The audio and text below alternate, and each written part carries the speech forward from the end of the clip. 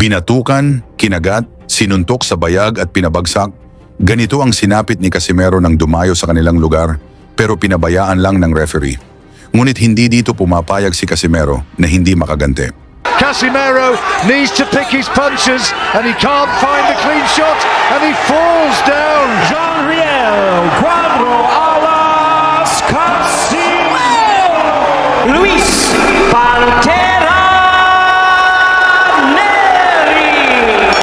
Usapang boxing, palitan ng mga malalakas na kamao. Ngayon, muling umiingay ang pangalan ng isang Pinoy boxer, pinag-uusapan ng fans, sinusuri ng mga kritiko, at iniiwasan ng mga kalaban.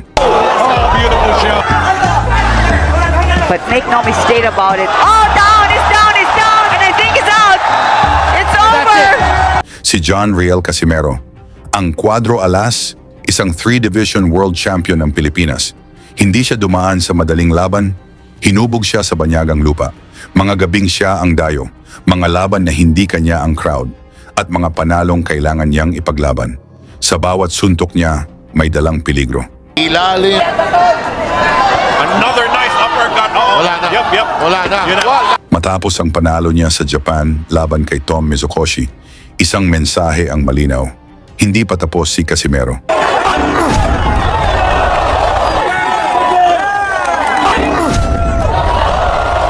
Ngayon, sa ilalim ng Kameda Promotions, iisa ang target, isang world title shot. Pero bago iyon, may isang malaking laban muna. Sa Japan, haharapin niya ang Meksikanong si Luis Neri, ang Pantera, isang 2-division world champion na kilala sa lakas ng knockout. Siya rin ang unang nagpabagsak kay Naoya Inoue, ang monster ng Japan. Pero kung may iniwang marka si Neri, si Casimero naman nag-iwan ng bangis.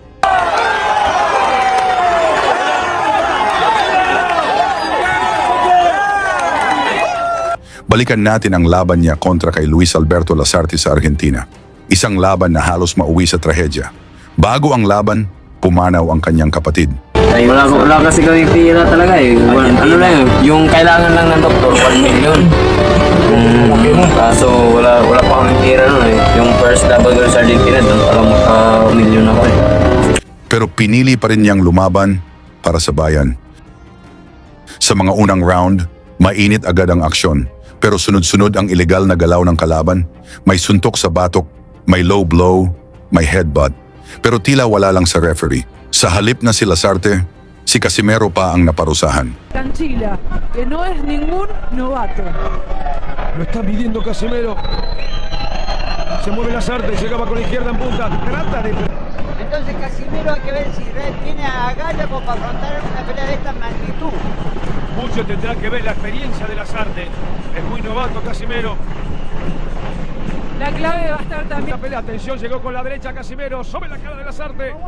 Amarra al mosquito, otra izquierda más, va el cambio de golpe, atención con un cabezazo. ¡Tiempo! Dito unang nagreklamo si Lasarte, kahit na malinis na suntok ang tumama, na headbutt daw siya ni Casimero. Sa round 2, sinadyang sinuntok ni Lasarte ang batok ni Casimero, pero pinabayaan lang ito ng referee. Meterse adentro, se para Claudio, el árbitro. En el desorden y en un final imprevisto por la cantidad de infracciones que se cometen. Dito ay nagawa pang nagreklamo ni Lasarte sa referee kahit siya ang may mga kalukuhan. Sa round 3, lalong lumala si Lasarte dahil pinabayaan lang ito ng referee. Con todo ahora, quería llegar con la derecha, salió rápido. En la medida que encuentre la distancia, Casimero llegó, acusa un cabezazo al filipino. Cabezazo al filipino. Mula sa pag-awat ng referee, sumuntok si Lasarte at bumagsak si Casimero. Ngunit parang walang nakita itong refereeng kalbo. Pero ¡ay, qué lío se arma acá! Le está dando buenos pasos a la Lasarte.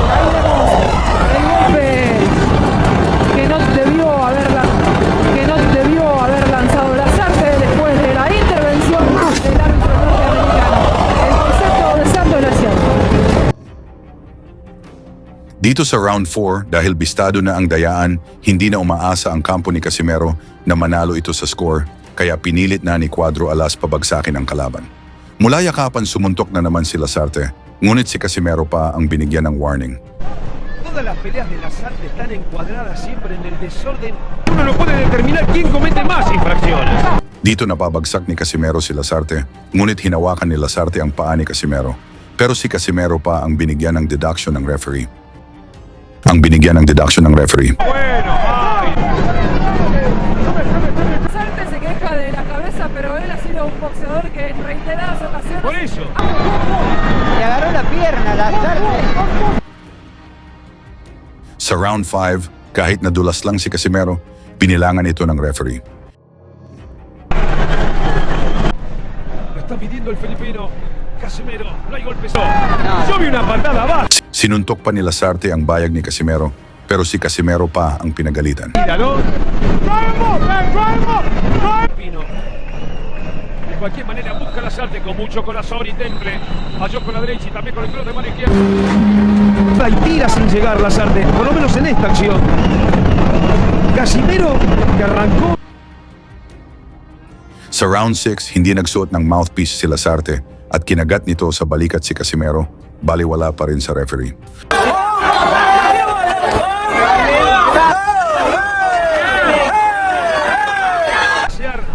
Quedan amarrados, se va la vuelta. Va a sonar la campana, otra vez amarra Lasarte. Busca Lasarte. Mula sa pagsuntok ni Lasarte sa batok ni Casimero, himalang nagbawas ng puntos ang referee.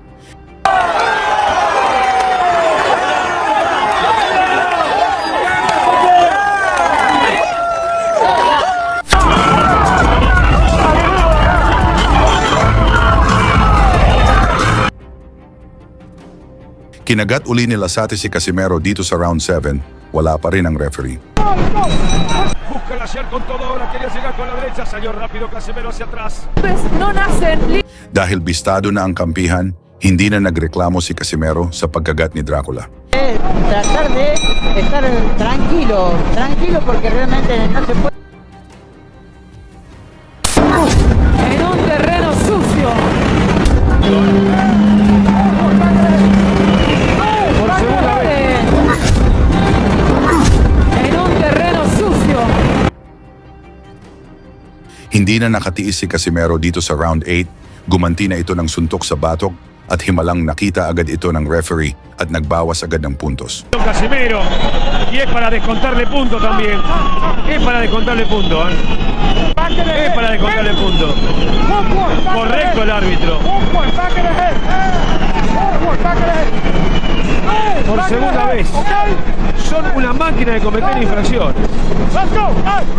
Correcto el árbitro ahora.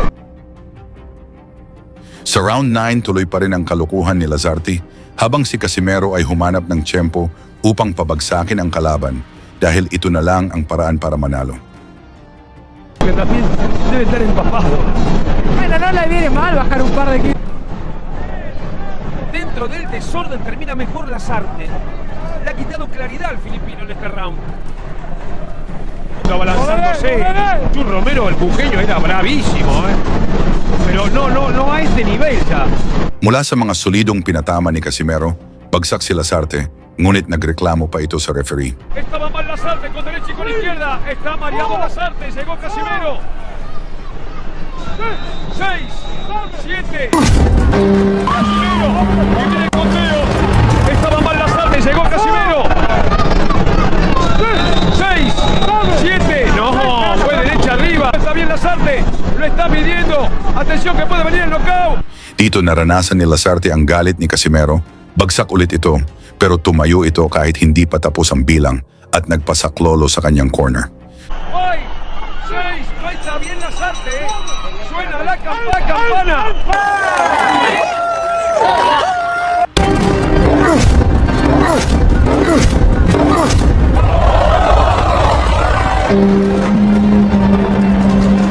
Está knockout. Atención Filipinas. ¡Ay! 6, no está bien Lasarte, ¿eh? Suena la campana. Tiene el conteo. La campana. Sí, no, pero Ahora sí que seguir la cuenta porque la campana termina. La campana no salva la cuenta la campana. Entonces se equivoca el Reglamento de árbitro. la Federación Internacional de Boxeo. Justamente nos acercamos a Aníbal Miramonte antes de... Sa round 10, Dito na tinapos ni Casimero ang paghihirap ni Dracula. Esperando Lazarte. Lo está midiendo el filipino con izquierda y con derecha. Está Glogi Lazarte. Lo está midiendo. Mula sa mga solidong naipatama ni Casimero, inawat na ng referee ang laban bago pa bumagsak ang kanilang champion. Dito na nagalit ang mga fans, nagliparan na ang upuan, umakyat sila sa ring, gusto ng paslangin si Casimero. Mabuti na lang nakapagtago ito sa ilalim ng ring. Dahil sa pangyayaring ito, suspended si Lazarte at ang kanyang coach at sa panahong ito, ipinagbawal na mag-host ng boxing ang Argentina. Tungkol naman sa masabi niyo sa laban, pag-usapan na lang natin yan sa komento at isama ang inyong lugar para alam natin saan umabot ang suporta ng mga Pinoy sa laban ni Casimero laban sa Luis Neri sa Japan. Lagi niyong sundan, huwag magpapahuli. Pag-usapan ni bakbakan, balita niya at laban. Mga Pinoy na di nagpapagapi. Salamat sa mga suporta na lagi nandyan.